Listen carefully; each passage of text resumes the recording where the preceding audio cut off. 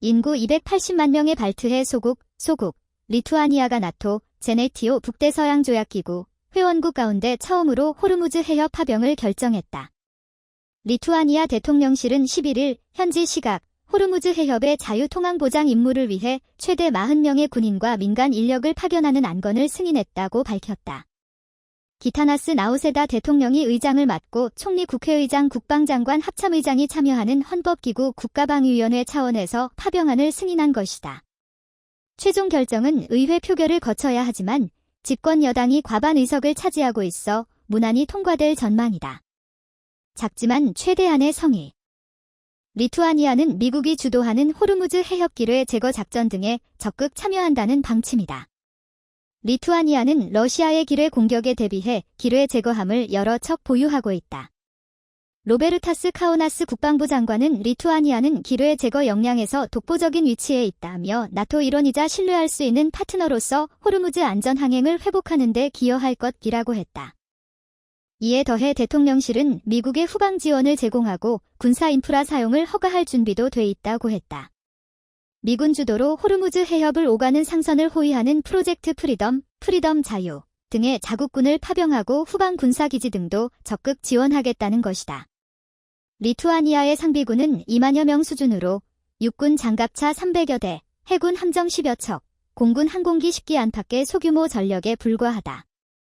그럼에도 호르무즈에서 미국을 도우면 즉각 보복하겠다는 이란의 으름장을 감수하면서까지 미국의 최대한 성의를 보이겠다는 것이다. 주독 미군 철수 움직임 속 승부수. 리투아니아의 이번 결정은 지난 2월 이란 전쟁 발발 후 세계 안보 지형이 격변하는 가운데 던진 승부수라는 평가가 나온다. 이란이 호르무즈 해협을 봉쇄하자 도널드 트럼프 미 대통령은 나토 동맹국의 파병을 요청했지만 프랑스, 영국, 독일, 이탈리아, 스페인 등 유럽 주요국은 우리 전쟁이 아니다라며 모두 선을 그었다. 이에 트럼프는 종이 호랑이 나토에서 탈퇴할 것이라고 했고 주독 미군 5,000명을 비롯해 이탈리아, 스페인 등에서도 미군을 철수시키겠다는 방침을 밝혔다. 기존 유럽 동맹국이 미국과 거리를 두는 사이 리투아니아는 미국과 밀착함으로써 안보 경제면에서 반사이익을 얻겠다는 계산이다. 실제 리투아니아는 트럼프가 주독 미군 철수 입장을 밝히자마자 폴란드, 라트비아 등과 함께 즉각 유치전에 뛰어들었다. 리투아니아는 수년 내 블라디미르 푸틴 러시아 대통령의 발트 3국 침공에 직면할 수 있다는 불안에 시달리고 있다.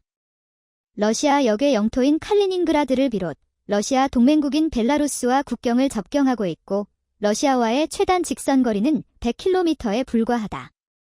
자국 전력으로는 러시아의 침공에 속수무책으로 당할 수밖에 없는 상황이다. 나우세다 대통령은 최근 폴란드 접경 지역에서 나토 군사훈련을 참관한 뒤 우리는 훈련과 주둔을 위한 모든 인프라를 갖추고 더 많은 동맹군을 맞이할 준비가 돼 있다고 했다. 리투아니아는 현재 주둔 미군 1,000명, 규모를 내년 말까지 5,000명까지 늘려달라고 미국에 요청한 상태다. 결국 미군 유치를 위해 호르무즈 파병 카드를 꺼냈다는 해석이 나온다. 유럽 소국의 생존 전략. 리투아니아는 14에서 15세기 리투아니아 대공국으로 번영을 누렸지만 이후 러시아 제국과 나치 독일의 지배를 겪었고 2차 세계대전 이후 소련에 합병됐다. 그러나 민족 정체성과 독립의식이 분명해 1990년 소련 붕괴 후 발트 3국 중 가장 먼저 독립을 선언했다. 이후 친서방 노선을 적극적으로 걸으며 2004년 유럽연합 EU과 나토에 가입했다.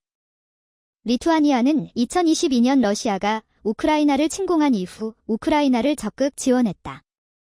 그해 러시아 영해 영토인 칼리닝그라드와 러시아를 연결하는 유일한 육로를 EU 제재 위반을 이유로 봉쇄하자 러시아는 극렬히 반발했다.